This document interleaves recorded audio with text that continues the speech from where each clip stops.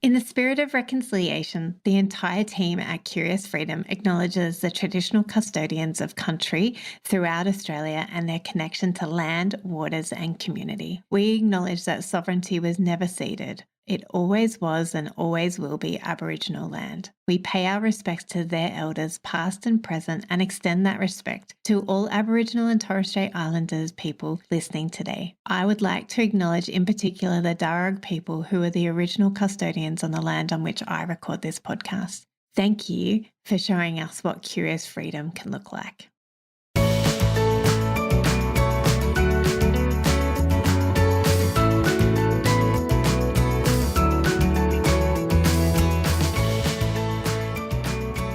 Hello and welcome to Curious Freedom Podcast with me, Kirsty Farrugia, and friends. And today I have my beautiful, beautiful long-time friend, Kate Johnson, on with me. So welcome, Kate. Oh, thank you for having me. So, Kate, tell us who you are. Tell us about yourself. Oh, great question. I am a bit crazy. So let's be honest, I'm a mum of four and a wife and a counsellor and a project manager. And I'm passionate about advocacy. And so for a very long time, I have been in an advocacy space, whether it's been advocating for my own neurodiverse teenager or supporting families to learn how to use their voice effectively. So that's me in a nutshell. And you have a wonderful brand new podcast called Average Advocate. And I am enjoying listening to that. So I wanted to bring you on today to chat about how we can advocate for ourselves and others if we have other people in our homes and lives that we desire to advocate for. But I also know that one of your other passions is burnout. And this year has been big for so many people. So I thought that we could just chat about what burnout can look like and what does that do to our bodies and our brains and our relationships, and then how can we advocate for ourselves in the burnout. Let's see where this conversation goes. Absolutely. So I work from a very neuro-affirming position. So a lot of the work I've been doing has been with autistic young people and their families, and often their families are full of neurodiversity or neurospicy, whatever you want to call it. And what I see over and over again are people burning out. And it's not a weakness. It's an unfortunate thing that lots of families experience, or lots of especially women experience, because they're carrying the mental load and the physical load and often the main caring load. So burnout can look like a lot of things. I think there's a lot of women I'm working with at the moment who just feel like they can't give anything else. And what that looks like is they're not sleeping well. They may not sleep well. They may feel sick a lot of the time. They may not have energy. They may feel like they are so heightened that it doesn't take much to tip them over the edge. So something as simple as running late or someone spilling the milk at breakfast can be their tipping point. And in the past, they would have handled that beautifully, but they've reached their tether. Burnout is a strain on relationships. So we don't have as much to give.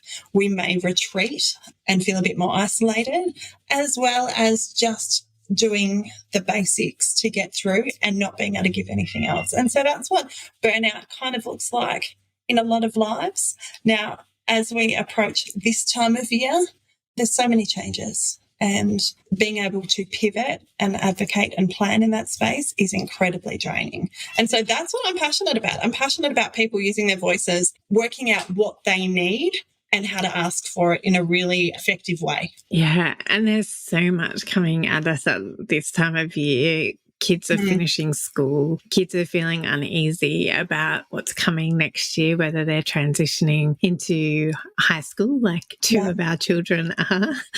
Yes. Or whether they're transitioning into HSC or transitioning into school altogether, or transitioning out of school altogether because they can't do schooling anymore for whatever reason. So much transition that happens, particularly in the Southern Hemisphere for us Aussies who are finishing up our school years. Yes. And then you have on top of it all of the challenges that coming together as families around Christmas time can bring. So it is no wonder that many of us are feeling burnt out. So what are your tips for recognizing burnout? Yeah, let's start there. So it's a really good one. I had a client this morning. So before I did this podcast, I had a beautiful counselling client, and she walked in and she burst into tears and she said, I don't know why I'm crying. Okay. Like, our body will tell us that we're at burnout zone, whether we're teary, we're irritable, we eat more, eat less to cope, we self-medicate. But I guess in that space, one of the best things I have found personally, and also working with others, I call it the 3 R's. So reflect, regulate, respond. So normally when we're in a burnout zone or we're advocating, because a lot of the time, I know myself and other clients and your listeners and my listeners, we don't get to plan our advocacy. No. Often it's response to what's happening, and we have to be super prepared really quickly. And so we're always on the back foot. So one of the things I like to do is flip that and take a minute to reflect, what's actually going on here? Is this me in burnout, or is this the actual thing that's happening before me? Is my response more heightened because of what I'm going through, or is this an actual thing I need to deal with right now? And so we reflect. So what that looks like is almost becoming a detective in our space. What can I see here? What is it that is happening around me? For some of us, it might be difficult conversations. It might be our kids feeling really anxious and they're snapping at things. And we're like, I actually know that's not about Johnny having a bad day at school. It's the changes that's coming. And so we're reflecting. And when we reflect and ask ourselves logically what's happening here, we almost take a step back from the situation and can view it from a higher place. Then we want to regulate ourselves. So when we are near burnout, we are already so heightened. How do we bring ourselves back to more of a happy medium? A lot of that's got to do with what we do with our bodies. So whether we are doing some heavy work or some deep pressure, so we're pushing something. I love to push my kitchen bench and almost do a stretch and hold it, because what that does is it works all the core joints in our body and releases stress that way. I like to go outside if I can, if it's not a real explosive moment. So say, for example, had a really difficult phone conversation with someone and I've had to advocate. I'm going out the back. Why am I doing that? Because I'm in nature. I've got trees around me. You instantly breathe differently. So I'm regulating my breathing. I'm getting into wide open space. Fun fact, when we spend 20 minutes outside, we get filled with good serotonin, which are all the good things when we're outside breathing. So we want to be doing that. Exercise. Can you excuse yourself to go to the letterbox for a couple of minutes and walk to the letterbox? Move your body. Get outside. Breathe differently, push something, use our bodies to release that and regulate ourselves. I've got lots of friends who are OTs, occupational therapists, and also with my neurodiverse young person, I've sat in countless hours of OT. And so what we want to be doing is using some of those strategies. Can I have a cold drink that's going to shock my system and regulate my breathing? What is it that can I suck it with a straw that helps me regulate my breathing? What is it? What are my tools in my toolkit that I'm doing to regulate myself? And the 3rd R is response. So response is different to reaction. Reaction is often a very quick snap. A response, we've taken a few minutes to think about what we're going to do and how we want to present in that space that's difficult. So I think that's my top strategy when we're thinking about how we're advocating and how we're coping with our reactions, is to slow it down if we can, to regulate ourselves and to choose. So we've got choice and control, which often we feel like we don't have when we're in burnout or we're advocating, because it feels like we're powerless. We're taking our power back and we're going, who do I want to be in this space right now? Yeah, that's so good.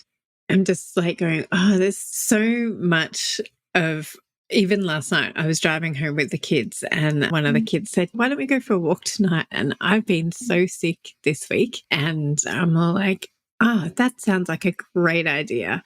I just can't. I actually just need to go inside and lie down. And I couldn't even do that because I was on mum duty. Yeah, on mum duty. But I love how some of the things that you were talking about comes instinctively to us anyway. But we sometimes just need to remember that actually taking 5 minutes is most of the time nobody's going to die if you take 5 minutes. I often will say that to my children when they're in crisis. And they're like, we need to fix this now. I'm like, is anyone dying? And they're like, no. I said, good, we've got time. Yeah. Let's just take a minute and think about this. Why don't we have a cold drink? I think water fixes a lot of things, or helps us give a moment for a lot of things, whether it's drinking water, being in water, being around water. There's science behind it. I didn't know. I've just always used water. But I think, Kirst, what I love about the very practical strategies is if you don't have the energy for a walk because you're so burnt out or you're sick, then you're taking 5 minutes to lie down instead and regulate your breathing. Often our body will tell us what we need and how to calm down or how to process.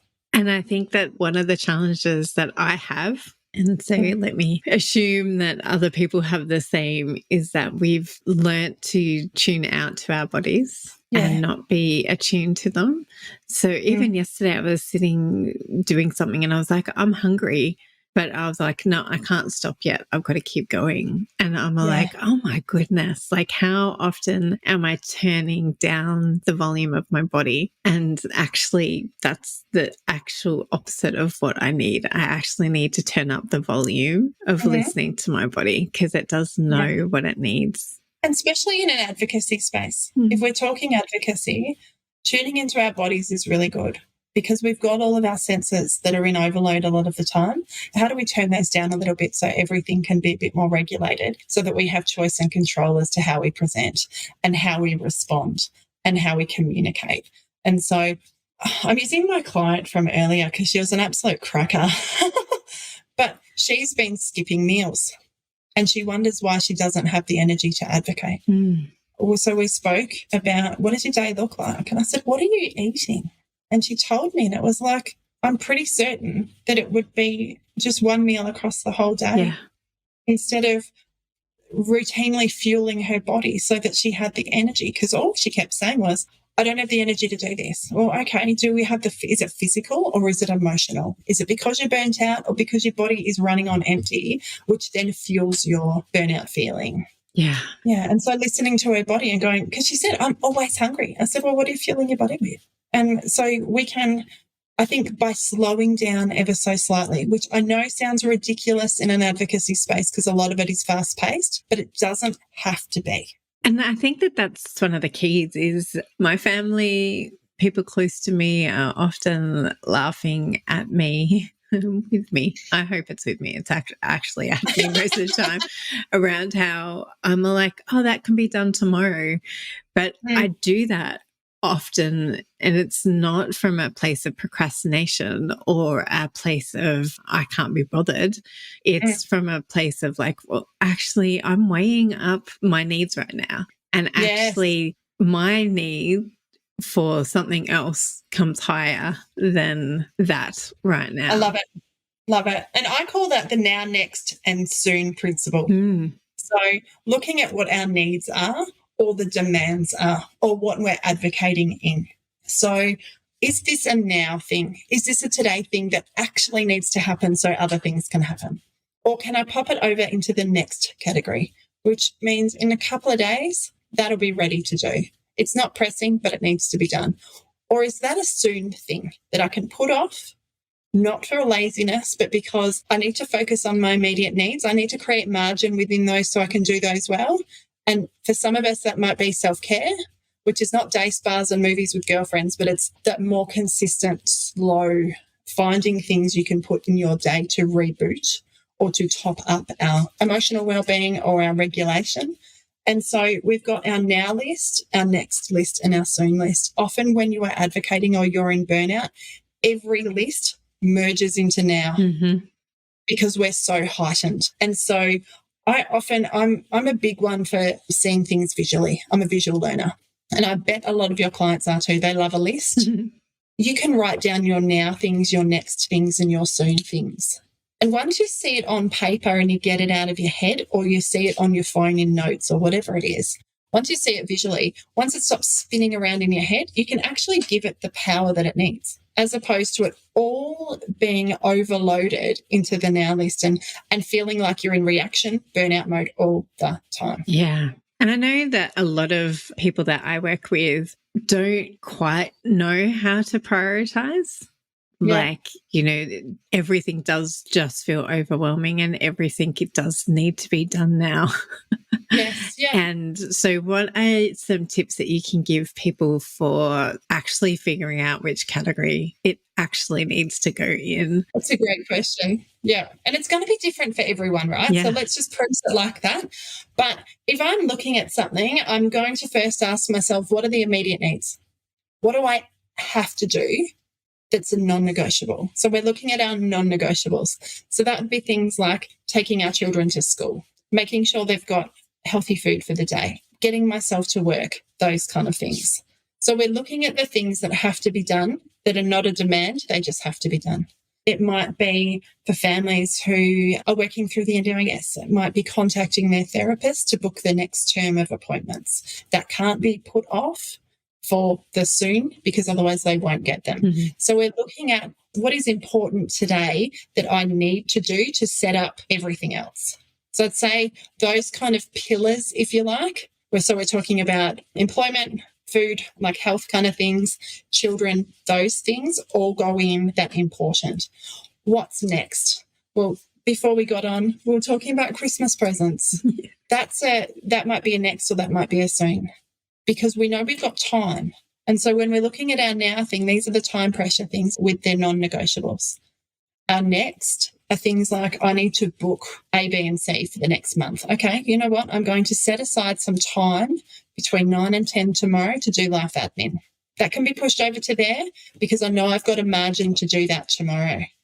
And then our soon things, I'm going to be redoing my study soon. I'm bringing in some furniture and I'm going to be redoing. That's not a today thing. That's a weekend thing with the kids, even though if you saw my study, because you can't see it here, it's an absolute bomb site. But I'm not giving it the power or the priority because I've got things today that have to be done. Does that make sense? So we're looking at our time, we're looking at what is required to set everything else up, and we're looking at our non-negotiables for our now. Our next are things that we can do and allocate time for tomorrow or the next day. And then our soon are those desirable things that we can slot in. That's choice and control. They don't control us. We control that. And we can slot it into our next or soon kind of thing of going, on the weekend, I would like to. But removing the pressure and the demand. Yeah. So we were chatting before we started recording about demand avoidance. So can you chat to me about that? Oh, this is one of my favourite things at the moment, because when I say demand avoidance, I'm not talking about pathological demand avoidance, which kind of comes under neurodiversity. I'm talking about demand avoidance in a burnout perspective. So we are really good at prioritising the big things. Do you know what tip us over the edge? It's the little demands. All the little things. It's the little things, because we're doing all the big things. So let's look at it like we're building a Lego tower. All the big things are our blocks. So we're already really tall. We don't have much room to move. It takes that little thing that's going to knock us over. The big boulders won't knock us over. It's the little things. So I have a client yesterday who said, I actually just can't eat lunch. I said, what do you mean? She goes, I find making myself lunch is actually too much. Why? Because she's advocating for 2 neurodiverse kids. She's trying to get on the NDIS. She's transitioning from kinder to school to high school. She's trying to work. She's navigating family challenge. All of this at once. And what is tipping her over? The ability to make lunch, because it's an extra demand that she has no brain power for. So one of my fun side hobbies is making earrings. I love it. It's my creative outlet. But you know, it's tipping me over the edge at the moment, going to Australia Post, which sounds ridiculous, right? Because it's part and parcel of doing business. But I know that in my kind of maxed out days at the moment, I've also got to factor in going to the post office in my travels. It's not hard, but it's that one more demand I actually have to work myself up for, which sounds ridiculous, but it speaks to being maxed on the edge of burnout, looking at that burnout zone and going, oh, I'm close, because it's everyone's needing me right now. Yeah. Everyone is pulling from me right now. And I'm not talking about me as in general, but all of us. I'm not sure about you, but we've got a couple of apps for school things, and they are going off like a frog in a sock, because there's that many things at the end of the year that are pressing that people need to organise. We've got all the sports stuff, end of year sport, like wrapping things up. Everyone is at us all the time asking us for things. And often it's the tiny things that feel like they're going to tip us over the edge. So I want to encourage your listeners, if that's you, that's okay. It's not that you're not capable. That is a sign that we're close to burnout, and we need to focus on what we need to do and what our needs are and recenter and go, okay, what do I need to do today? What do I need to regulate my body? What do I need to feel a sense of peace, calm and control so that I can move forward? Yeah, because I was just thinking about that client of yours who was having demand avoidance over her lunch, and I was just like, oh, I want to give her a hug. But also for me, when I'm in that stage, I'm all like, oh, okay, what else can give because I need lunch? Yeah. Healthy food is really important because then I'm going to have the capacity to deal with a melted down child this afternoon. I'm going to have capacity to order takeout tonight. But I think what you're talking about is, I guess, for everyone it's different. Yes. So I prioritise food because I get migraines if I don't eat properly. Yeah. And so that's a non-negotiable for me. But for other people, it's I'm so busy, I feel so overloaded, I can't actually make another decision. And that's what it is. It's that paralysis around demand, feeling overloaded. And especially if you're I work in the carer space. If you're a carer and you're navigating some pretty tricky waters at the moment, we've got changes with all the funding to do with therapy. People are making new appointments for next year, losing their appointments. We're transitioning at school. We might be trying to work out who our teacher is, who our friends are going to be in that class. There's a lot of pressure. And as a parent, you're advocating in that space the best way you can. It's going to be the little things like, do I have to make yet another decision about dinner? Yeah. Often it's the little things that trip us up, and they're the most common things. They're the everyday things, but we're maxed with having so much demand and responsibility that it's the little things we just don't feel like we can do. Yeah.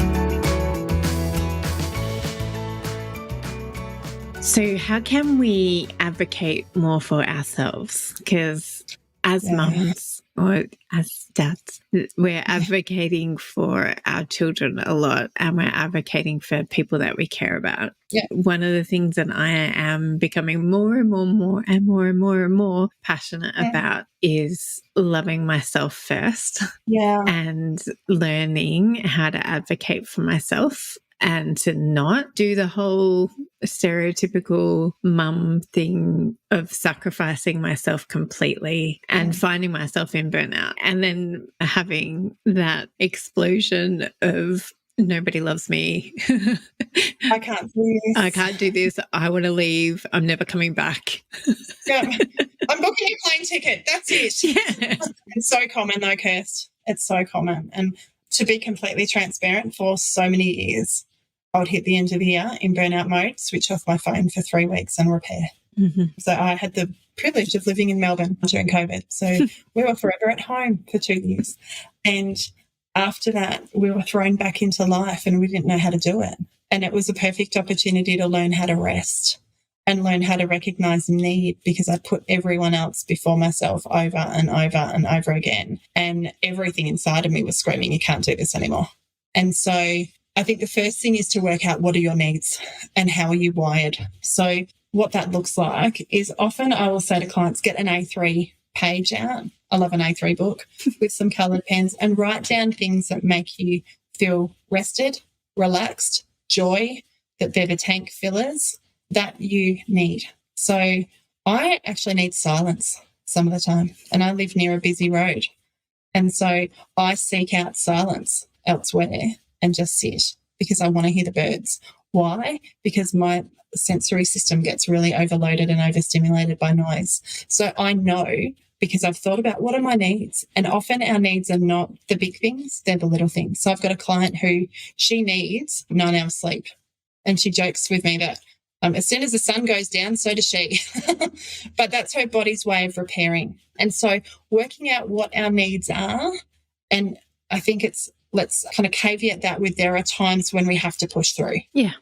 There are busy times where our needs go out the window and we just have to do what we have to do. But I think the first thing is to recognise what our needs are. So for that, it might be you were like, I need healthy food. I need this, I need this, I need this. Perfect. We work out what our personal needs are. We work out what it is that's going to help us to regulate and feel alive. They're also our needs. So it's not just food, water, those kind of things. Then what we do is we stop apologising for it. Perfect. Thank you. We stop apologising for it because often we don't treat ourselves as our own best friend. And if your best friend was to come to you and say, Kirsty, I'm overloaded on this and that, first thing you would say was, how are you looking after yourself? And you'd ask them the same question and go, well, you deserve this. They would be the words that you deserve to. Why are you doing this? You deserve to take some time out. So having that framework of going, how would I speak to my best friend? Maybe I could speak to myself like that. And then we challenge our mindsets. So if the first thing is we work out our needs. The second thing is we realise we can treat ourselves like our best friend and actually be kind. We don't have to apologise for rest or for filling our tanks. And the third is to, I guess, work out where are these mindsets coming from that I can challenge? What is a connected mother as opposed to a perfect mother? What is a productive person as opposed to a super busy person? And so challenging our mindsets almost gives us permission to walk in that new space of going, you know what, productivity today looks like getting my now list done and also having a bit of a break so that I can reboot for the after school crazy and not apologising for that. That's just what I need. So those three things, so working out what our needs are, writing them down, and our needs are those tank fillers, the regulation, things that make us feel calm, treating ourselves like we're our best friend, and then also challenging those mindsets so that we don't live in a guilt, shame and blame space. Yes, and amen. I was with a client yesterday and she kept using the word should, and I was like, I hate that word. Stop. We don't use the word should. Yeah, stop, please be kind to yourself. And exactly that, like, question why it is that you think you should do something. Is that somebody else's expectation of you, or is it our mindsets, our own warped expectation of ourselves that we should have or do or be or think a certain way? Which stems from identity, doesn't it? Yes. Yeah, I love your heart for no shame and no guilt. And I love your heart for seeing people free and curiously free and getting curious about themselves and about the world that we live in and about other people, you know. So even in that advocacy for ourselves, like, how can we also help other people around us to be advocating for themselves and to be thinking about what it is that they need?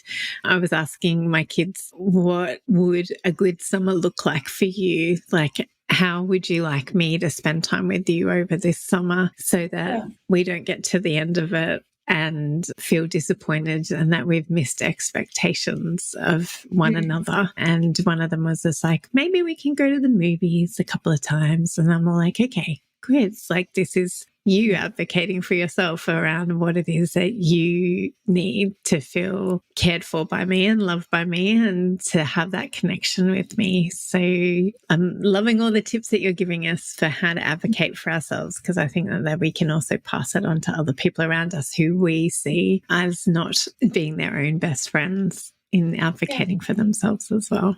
And I think modelling that, it's a beautiful sponges. And sometimes they take in the good stuff from us, which is what we want. Sometimes they don't, but sometimes they do. And changing our language to go, what do you need and how can I help you with that? Helps them to be self-aware. Yeah. And in their self-awareness helps them to find confidence in their voice. And so that's what we want to do. That's what we want to do for ourselves. Yeah, and that's why I really like the idea of reflecting and sitting with a piece of paper and thinking through what it is that you need. Because I think that we're so, as I said at the start, like, we just are so conditioned to not care about our own needs. And particularly when we have high needs in our family and other people that are needing our love, care, and attention. And it can be really easy to forego our own needs. Yeah. As I said, I'm really passionate. I think that's what 2024 is going to be about for me, is helping more and more people to understand that they have needs as well, and to advocate for their own needs and have challenging conversations. And they're not necessarily have to happen before Christmas. Yeah, that's right. I mean, I think, Kirst, in this space, this is where the self-kindness comes in, because often we treat ourselves like we wouldn't treat anyone else. And so the encouragement leading up to Christmas, when people are overstimulated, there's so many demands, it's so expensive, there's so much pressure. It feels like we're in a pressure hot pot at the moment. It's, well, what's the opposite of that? Well, I can be kind to myself. I can slow things down a bit. And I get, if you're in a neurodiverse family, slowing things down doesn't look the same as everyone else, because there is more pressure from people who need you to co-regulate and things like that. But in this time of busyness, overstimulation, overspending, how do we then refocus and go, I'm actually going to try and slow this down. I'm going to do something that I need for myself every single day. Those micro actions that fill the tank consistently, and that be my priority, instead of throwing myself into everything and feeling overwhelmed all the time. So slowing it down, recognizing what I need, doing those things, and acting from a place of that, as opposed from a place of burnout and just having to meet everyone's needs, and not running them through a filter of going, is this what we need? Do we have to do it? And responding all the time in a heightened way. Does that make sense? So we're slowing things down, we're looking at our needs, as opposed to just saying yes to everything. Yeah, that was my episode a couple of weeks ago, was saying exactly that. Like, actually, let's learn to say no. And do you need to do that? Like, even one of my children's got a mufti day tomorrow and was saying what they need to bring for school to donate for the privilege of coming out of uniform. And I was all like, oh, okay, I've got to look at what that is that they need to bring, and then I need to go out to the shops and get that. And I'm like, or I could just send them to school out of uniform and not contribute. Yep. I don't actually have to say yes to any of that. Yeah. Look, we had a situation just last night where if you'd seen me come home, it looked like I'd gone 10 rounds. I was so tired. I had 5 back-to-back really hard clients. It's a challenging time at the moment, so I was quite exhausted. And my husband's like, what do you need? Do you want me to do anything? I'm like, I can't cook. You know what? Let's go out, because our daughter is travelling for school. But my eldest son is completely burnt out because he's just finished orientation for Year 12 on the back of Year 11 exams. Now, at other times, we might have gone, no, we're all going out. We're all going to have fun. We're all doing this. And I'm like, dude, do you want to stay home?